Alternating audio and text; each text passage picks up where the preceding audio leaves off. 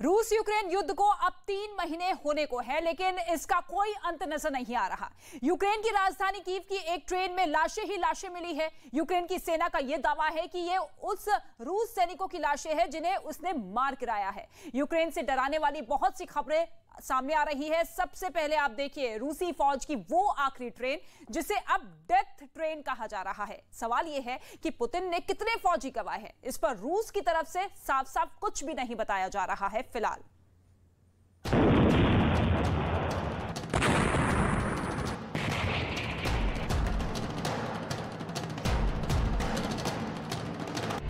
एक, दो, तीन, चार, 5, 6, 7, 8, 9, 10।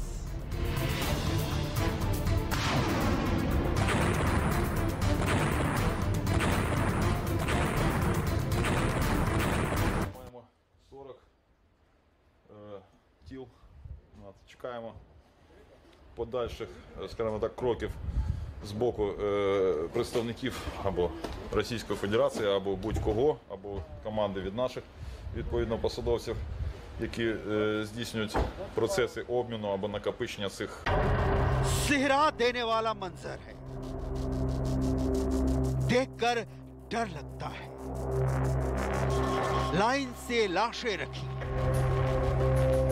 किसी की कोई पहचान नहीं, ना वर्दी है, ना बैच है, ना झंडा है। किसी को सफेद पॉलीथीन में रैप किया गया है, किसी को काली पॉलीथीन में। किसी को डेथ ट्रेन में डाला जा चुका है, किसी को डेथ ट्रेन में डाला जा रहा है। पूरी ट्रेन लाशों से भरी है। ट्रेन यूक्रेन के कैपिटल कीव में खड़ी है और इन सफेद और काले पॉलीथीन में रैप की गई जो लाशें हैं वो रूस के सैनिकों की हैं। लेकिन रूस इन सैनिकों की लाशों का क्लेम करने के लिए तैयार नहीं। ऐसे में कीव से खुलकर ये डेथ ट्रेन किस पते पर इन सैनिकों की लाशें ले जाएगी किसी को नहीं पता, क्योंकि रूस सिर्फ यूक्रेन पर कब्जा चाहता है। उसे अपने सैनिकों की लाशों की काउंटिंग का वक्त नहीं। यूक्रेन के सैनिकों ने इन लाशों की जेबें खंगाली। जो मिला वो हथेली पर रखा ये सोना है। इसमें सोने के हार और अंगूठियां नजर आ रही हैं। यूक्रेन के सैनिक ने बोला, शायद ये सोना यूक्रेन के आम नागरिकों से अब लाश में तब्दील रूसी सैनिकों ने लूटा होगा। सच क्या है, ये सोना या ये उजली काली पन्नी में बंद लाशें? ये वीडियो यूक्रेन की सेना ने जारी किया है, जिसमें रूस की डेथ ट्रेन की झलक दिखाई है। ट्रेन के अंदर वीडियो में गाड़ी के एक छोर पर सफेद बॉडी बैग में लाशों का ढेर दिखाई दे रहा है।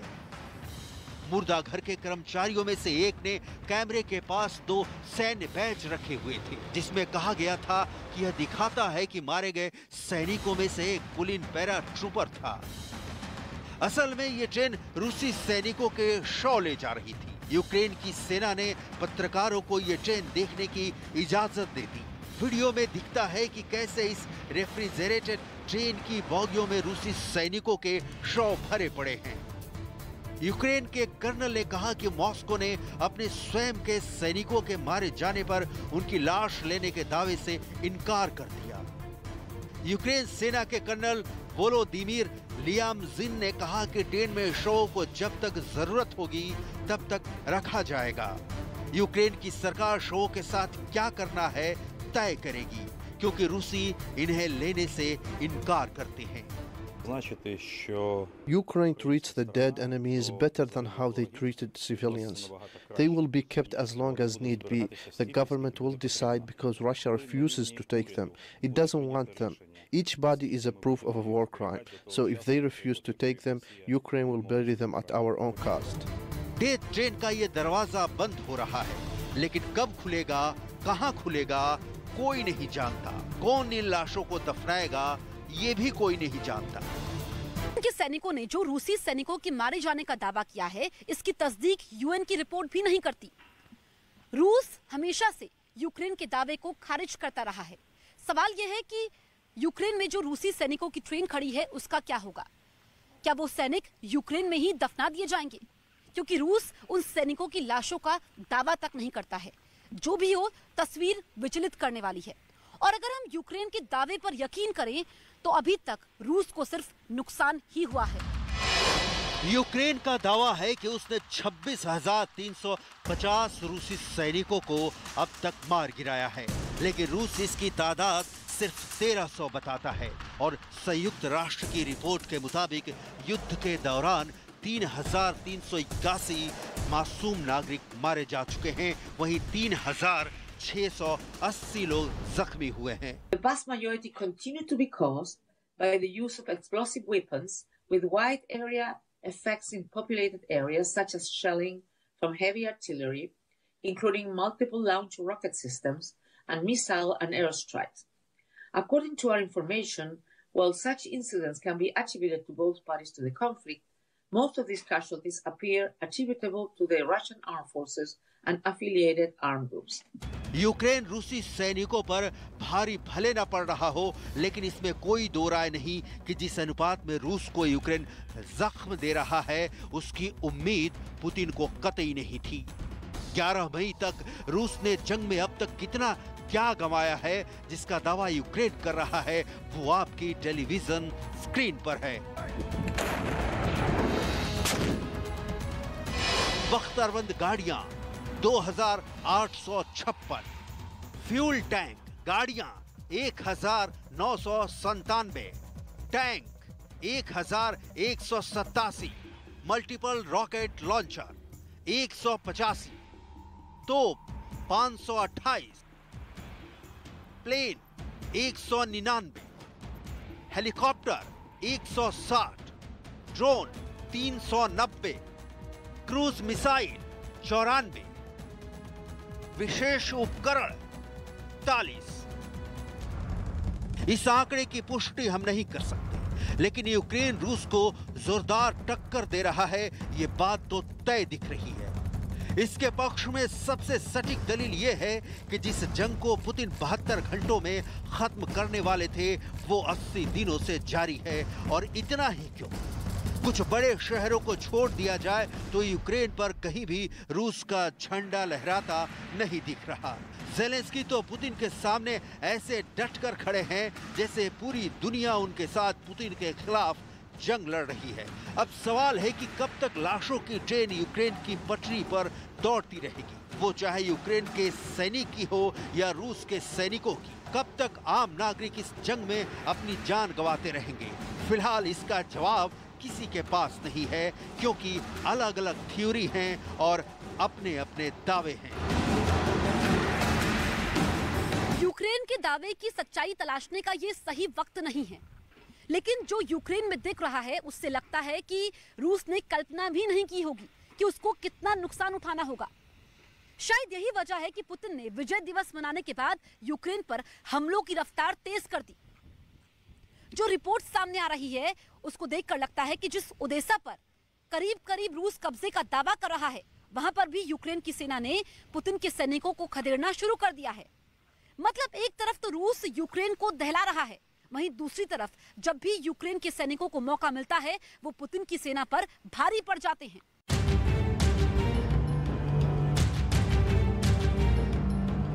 ये जंग चाहे जिधर जाए, इसका भविष्य चाहे जो हो, लेकिन अब तक यूक्रेन से तस्वीरें जो आ रही हैं, उसे देखकर पूरी दुनिया दंग है। ताजा रिपोर्ट के मुताबिक रूस ने लुहांस्क के सेवेरोदोनेस्क में पिछले 24 घंटे में 9 बार हवाई हमले किए हैं, जिसमें 9 इमारतों को नुकसान पहुंचा है। वहीं लुहांस्क में 26 हमले हुए हैं। रूसी सैनिकों ने चर्नीव पर भी हमले किए, जिसमें कई लोगों की मौत हो गई। यूक्रेन की सेना ने दावा किया है कि रूस ने जंग की शुरुआत से अब तक करीब 800 क्रूज और बैलिस्टिक मिसाइलें दागी हैं। रूस के कहर का आलम क्या है ये देखिए। ये बूचा की तस्वीरें हैं। दूर दूर तक सन्नाटा पसरा है, कहीं कोई आदमजात नहीं दिख रही। कहा जा रहा है कि बूचा में अब तक 1000 लोगों को दफन किया जा चुका है। जो बच गए उनकी किस्मत। इस किस्मत वाले में से 15 साल का यूरा भी है, जो बूचा में उस दिन उसके परिवार के साथ क्या हुआ था उसकी पूरी दास्तान सुना रहा।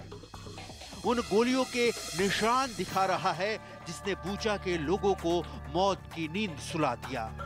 यूरा ने 12 अप्रैल को 15 साल की उम्र पूरी की है और अपनी नजरों के सामने वो मंजर देखा है जिसे देखकर बड़े बड़े सुरमा कांप जाएंगे।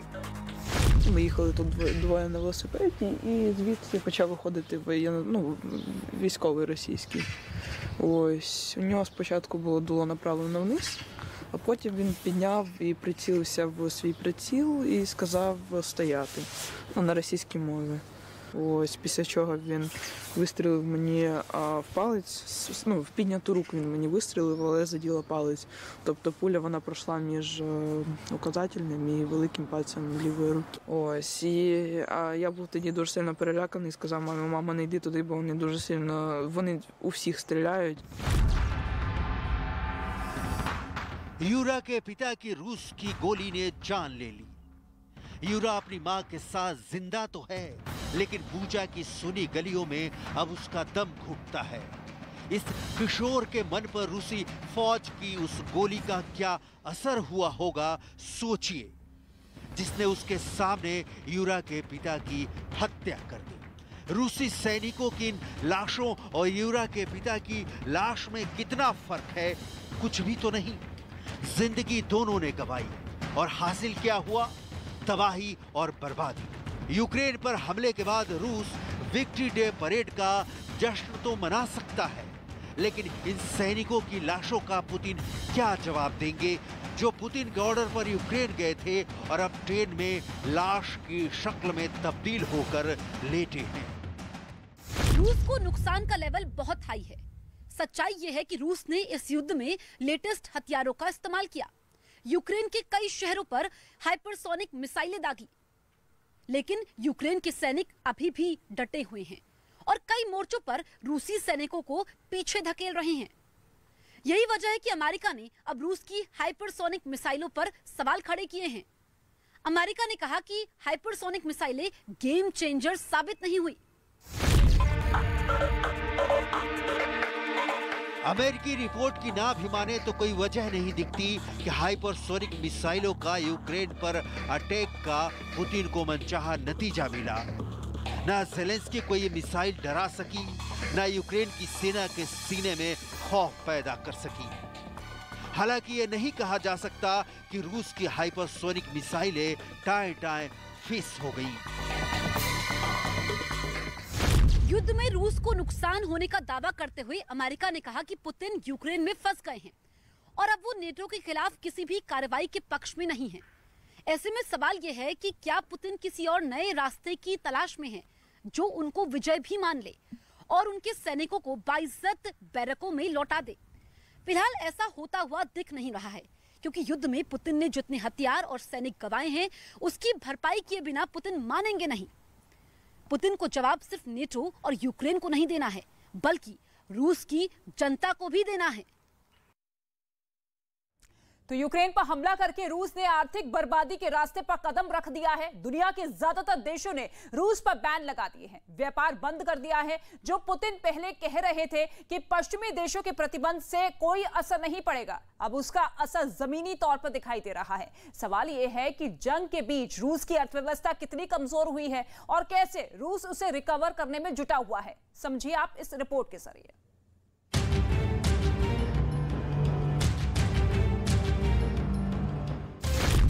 रूस और यूक्रेन जंग में बड़ा सवाल।